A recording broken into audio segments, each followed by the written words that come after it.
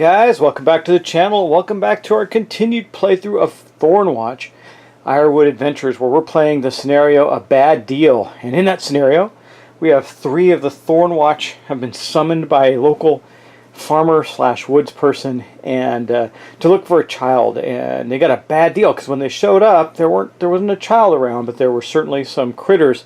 They're called Splinterkin, and they are attacking us, and destroying the plant life around the area.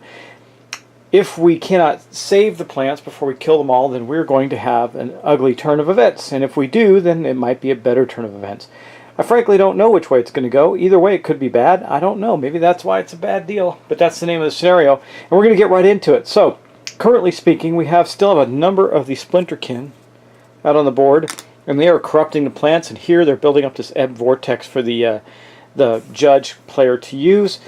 And then you can see that there's a number of other things on the board. We're trying to save these plants, and I think we're going to be able to keep a couple of them alive, hopefully with enough time and ability to kill the rest of the Splinterkin and move on to the next part of this scenario. So we're going to get started. Our guard and blade are right here, and our green heart is over here, was protecting that plant. Now that plant is a little bit on the safe side right now if we can kill this one, because it's at least 2 moves away for any of the Splinterkin, unless I can do something unusual like make them move farther.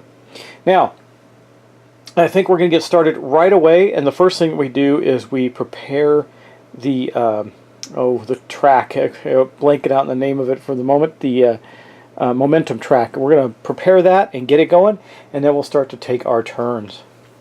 Now do keep in mind, this is technically not a solo game. It is a 1 versus many game, and we are playing it solo. So that's okay. We're going to pick up the cards, and we're going to get going.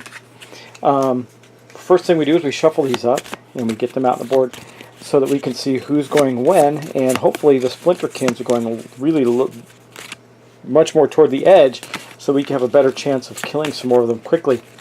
Let's see, that's a good shuffle, I think, right there. Yeah? Okay, let's see what we got first. The blade, that is good, because that gives us the opportunity to nearly kill the other one. The guard is next, that is even better. The Splinterkin are going third, and then our green heart's going last. However, the next thing we do is we adjust the momentum track. Now, the first part of that, the only adjustment I can do based on the cards that are in play, or the cards that our players have, is that the Splinterkin, based on the judge card, see the little arrow, move on the momentum track. So we're going to actually have this scenario. So the blade is going to go first, then the Splinterkin, then the guard. Unless, of course, the blade can do some serious damage to the Splinterkin and knock it farther down the track. That would be ideal. So while we're at it, why don't we just get on with it and take the turn of the blade. Okay, here is our blade. Now the blade has one ability prepped, and it's an attack and allows you to take a second action. It's partly fueled up with 2 agility. We need 1 more to be able to do that, and we do not, in fact, have 1 more. However, we can use one of these other cards as 1. See, like this one can be used as either a mind or an agility. This one can be used as an agility. We have 2 backstabs. So the first thing that the blade is going to do, the blade's not going to move yet. The first thing the blade's going to do is prep that up and use that as the backstab as an agility. Now, one thing I want to point out, and I just got the discards flipped over right now, right here. When you gain wounds, I just wanted to say, because someone asked about this, when you gain wounds, they do not immediately go into your hand or your deck. They go into your discard pile, and then you discard the same number of cards on top of that. So you can see there's some cards behind these wounds. And then when the deck runs out, then you shuffle, and now the wounds become a clogged part of your deck as well. So just for clarity, that's how that goes. Now I do have one thing that I can do to take an extra die, and I'm probably going to do it because I really want to knock the Splinterkins down. Right now the hidden blade is going to give us an attack of 2, and we're going to use it. So we're going to discarding all of these, which is unfortunate for us, but the blade does go through cards rather quickly. So we're going to discard all those. We're going to get 2 attacks, and then get to take a second, or 1 attack with 2 dice, and then get to take a second action. So here we are with the blade, and you see that this creature's already started to infect the plant there, so we're trying to prevent that from happening. If the Splinterkin can attack this plant again with 2 and do 2 damage to it, then it's gone.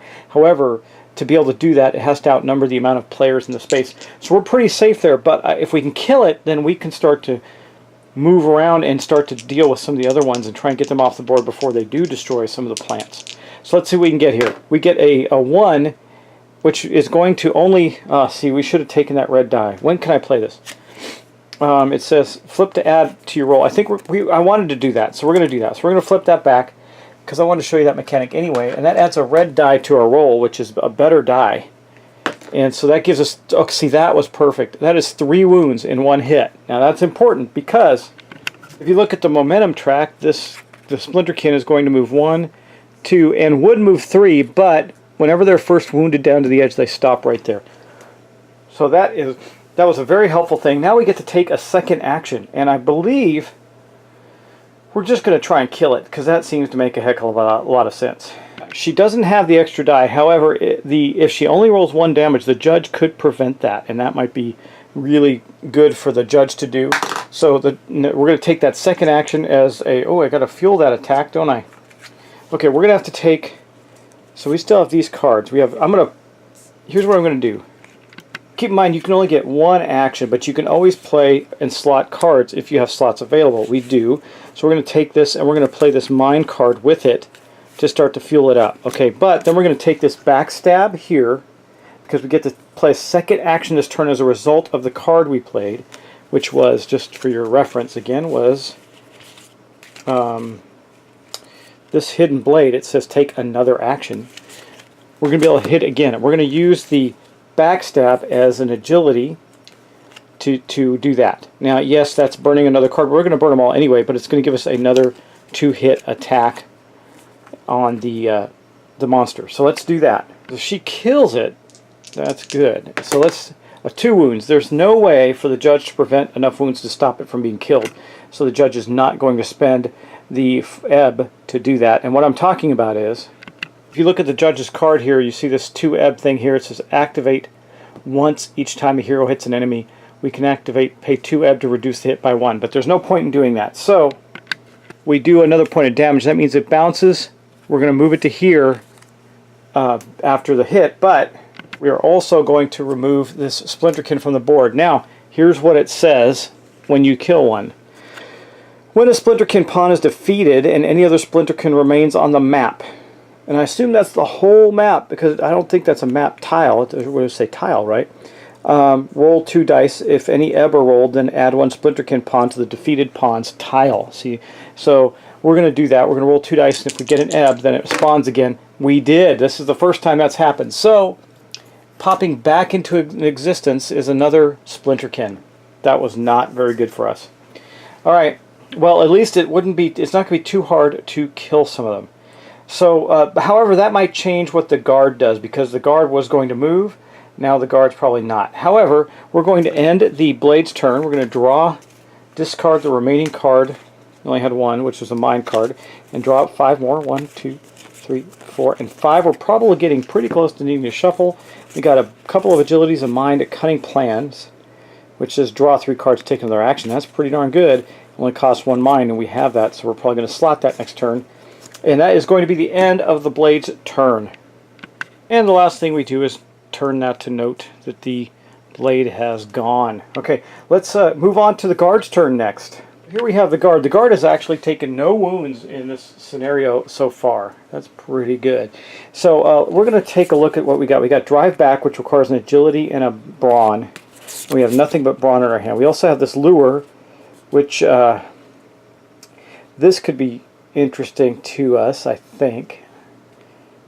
Could be. So we can say we can lure a enemy into an adjacent tile and attack that enemy for 3. Or that's really all we can do. Or we can take a basic attack and do the full sword 2-point attack against this Splinterkin as our action. Do we want to slot the drive back and power it? I think so. So we're going to... Actually, we're not. We're going to slot... Well, we can slot them all, I guess. But then we won't be able to do the full swing. Yeah. This says move that enemy 1 tile, then move on to that tile. Attack it, then move it. Okay, that could be useful to us. Yeah, let's do this. We're going to actually... I can't fuel this, though, unfortunately. We'll slot it. We're not going to put anything in it. We're also going to slot lure and power it up. Or we could... So we already have this juvenating Rejuvenating Strike powered up. We don't need it yet. I've been waiting to take damage. It only heals the guard. So we're going to play Lure and 3 Brawn with it. So it is fully powered, ready to go. And then I think we're going to actually use the Lure attack. So we have to attack the enemy we lure in. That's the only problem. However, we could lure them in and make this kind of this place with, well, this is a bad place to make our last stand because it's not very good for us there. So I do think we're going to do that. We're going to use the lure because that's really the only attack we can do. So we're going to discard all of these. Managed to use our entire hand, but we're going to discard those and do the lure. So that means we have to draw one of them in, and I think I know where we're going to bring it from. See, we really don't want to move into this fallen tree space, so we're going to lure this one in, and then we're going to do a 3 dice attack against it.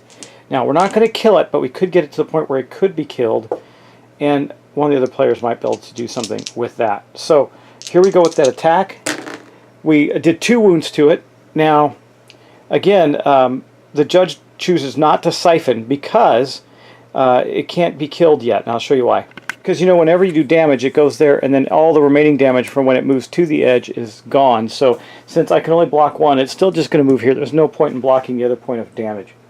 So, she lured it in and struck it. That was her action. She spent all her cards, so there's really nothing more that she could do. Now, she could move, because she hasn't done that. But I don't really want to move her yet. I'm kind of concerned about that.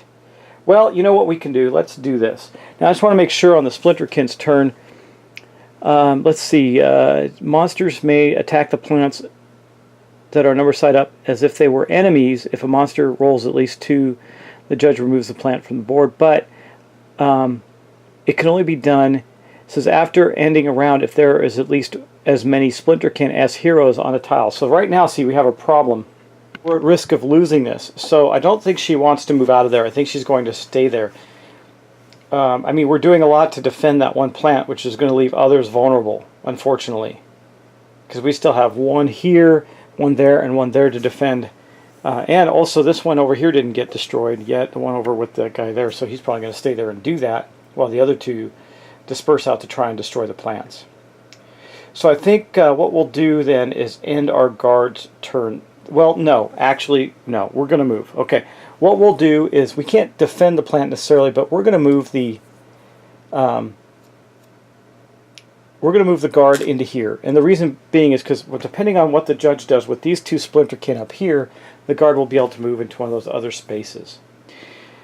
And that's going to be the end of that. Now, that ends the guard's turn. So, first going to drop a new hand. 1, 2, 3, 4, and 5. And see what we get for the guard. What do we get? Let's see. We got a Tactical Shift. Activate when resolving momentum. See, here's a card that allows us to shift in the momentum track either direction by 1. It requires an agility. We have to have it powered up. There's an agility.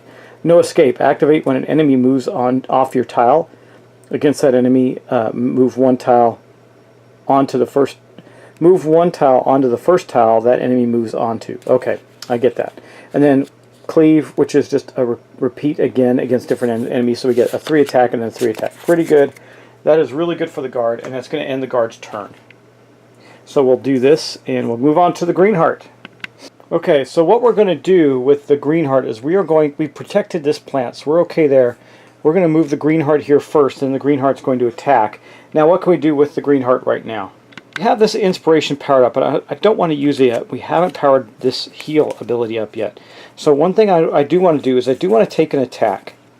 We also have this, Activate when resolving momentum. Swap the 2 momentum cards of any 2 heroes and allies. That's pretty good. I think we want to slot that. So we're going to slot that one, and we're going to put Mind on it right now. That'll power it up. So it is fully powered and ready to go. Then we're going to take this other Spirit card. We're going to put it right there. The other ones, we have this Crack the Shell. I'd really love, we could slot it. We have enough cards for 4 card slots. So I'm going to take both these. I'm going to power them up there. I'm going to put it there. It doesn't power it up all the way because it requires 2 Mind and 2 Spirit. We're going to use the Spirit to do the Oaken Staff attack, so that will be discarded. The rest of them are slotted into the 4 slots that he has available. So let's do that attack, and I think we're going to use this, our Talkative, or Selfless, and to get a red die and make sure we kill that Splinterkin. Because if we only do 1 damage, the judge could stop it, prevent it, and that's going to cause us a problem there. Our dice pool is going to be 2 white and 1 red against one of these splinterkins. We'll say it's this one.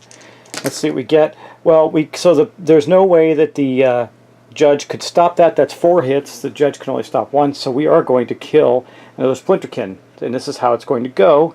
It bounces against here, then shifts places with the green heart, but it doesn't matter because the green heart's already in the middle of his turn. And we remove one of these splinterkins from the board. And we're going to roll these 2 dice to see if we roll an ebb because of that splinterkin splinter ability. We did not, so a splinterkin does not appear there. I think the ebb is only on one side of the 8-sided die, so it's not a very good chance that that happens. So the green heart was able to slay a splinterkin. That's very good, because what that means is that this creature here cannot attack this plant. Based on the scenario, you have to have an equal number of splinterkin to heroes to be able to turn them over and attack it. Yeah, so, well, actually, it might be separate from that. Markers number side up. This represents the plant is tainted. Monsters may attack the plants that are number side up as if they were enemies. If a monster rolls at least 2 hits, the judge removes the plant. Okay, I guess that because let me just show you what I'm talking about. It does state it in 2 different places. Like it says here, after the round, if there are at least as many splinterkin as heroes on a tile with a marker that's number side down, the judge flips that marker up. So we could prevent it from being flipped up if we had 2 heroes on a place with a splinterkin.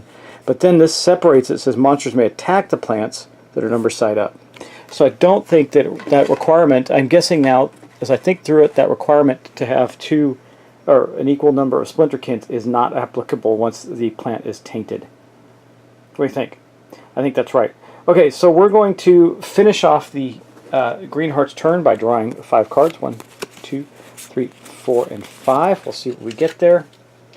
And let's see, we got Mending Strike. That's another healing type spell. Some Spirit, Solve. We're gonna have to be using some of these as other things because we don't have our skill cards.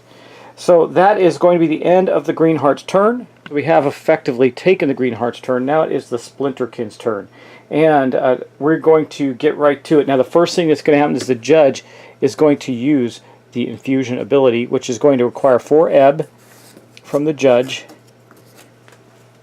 There's 3 and 4. Okay, and that means that we're going to take their card and turn them Ebb Infused side up. This makes them a little nastier. So, because now we don't have any characters with their wounds in their hand yet, but we're about to. And now, when they splinter, we're going to roll 3 dice. So when they get killed, there's a better chance that one of them is going to splinter and respawn. So that's really good. But let's go take the rest of their turn now. That leaves the judge with only 1 ebb to play with. But we'll see. There might be some more things that happen there. Okay, so first off, we're going to start with this guy here. And I believe that based on what I'm reading, he can attack this plant. So we're going to do that. And did not get... I don't think the judge gets ebb when the monsters roll. I think it's only when the players attack. I'm going to check that though. Yes, they do not gain ebb for that happening right there. However, I do think that the splinterkin has something else, right? No, but it did. It attacked the plant, so it didn't attack the guy there, the characters. So basically, it did not succeed in attacking that plant and destroying it, giving the heroes another chance to defend it. So this splinterkin then will move here and then attack the plant as well, because that's really our mission, is to destroy these. Once they're off the board, they don't come back. So let's see if we can do it, and we did. So the second one came in and successfully destroyed another one of the tainted plants. We are starting to hurt on that front, aren't we? Okay, let's move on to, there's still more to go. We have another splinterkin way over here in the murky depths with a plant that is already tainted. It is going to attack that plant, and it did not, it did succeed with 2 wounds there, so this one is destroyed as well. The heroes are starting to feel the pressure of this. They've been able to defend a couple plants enough where we might be able to hold them off until we can kill them all. There are still 5 splinterkin left on the board though, so that's pretty bad. And then these guys are going to split up. One's going to go here, the other one's going to go here. And then it says, at the end of a round, which will be right now, because that's going to be that's the end of the splinterkin's turn. At the end of the round, these 2 plants are going to be tainted because there are no heroes with them. So playing with only 3 characters in this scenario is actually harder. 2, we could have split up more and gone around the board more, a little bit more. So those 2 plants have been tainted, and that means they'll be able to be destroyed at next turn. So we really need the guard. The guard has the drive back ability, so we could probably save one of those plants depending on when the Splinterkin are going to go next turn. The Green Heart and the Blade are going to be able to attack with quite a bit of effort into these Splinterkin that are down below right here, and if they can kill one of them, then that will change the tide of the game quite a bit. Now we have managed to defend. This one's not tainted yet. This one was defended, but it is tainted. So I mean, we're still in a bit of a pickle. I mean, worst case scenario, we're going to go into there and try and defend that plant as best we can. But if enough enemies come in and we don't kill them in one turn, then we're in trouble. So a lot of it's going to be dependent on how the momentum track goes and our ability to manipulate it. Now we do have Foresight, so that means we can swap momentum cards of any 2 heroes or allies, which is good. So on that note, we're going to move on to the end of the round, which means that the judge is going, because this Ebb Vortex is going to get, and no heroes. Okay, were there at least... After momentum is resolved, put a momentum on this card. Okay, if there's 4 on here and there's no heroes, I can spend them. So right now there's 3, only 1 more, and then the judge is going to get to spend 4, and we can do some things there. So the judge can't do a whole lot in this particular scenario. I noticed. I think it's one of the more basic ones. But anyway, that is going to end our turn, guys. So we'll come back to it next session, and we're going to end it right there. I think we're cruising along. It's kind of tough one. This is I could go either way at this point. I don't know which way it's going to go. I think the Splinterkin rolling 3 dice now on their Splinter ability is going to have a big impact. Because while there's only 1 Ebb on these, it gives them a much greater shot of getting one of those Ebb to roll with 3 dice, right? So could be pretty impactful. Anyway, guys, that's going to be the end of that. So I thank you for watching. I thank you for all the subscriptions.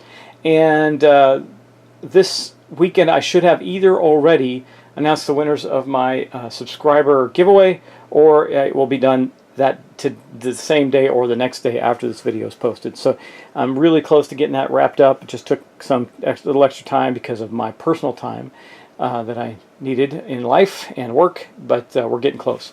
So guys, thanks so much. Take care, and I'll see you in the next episode.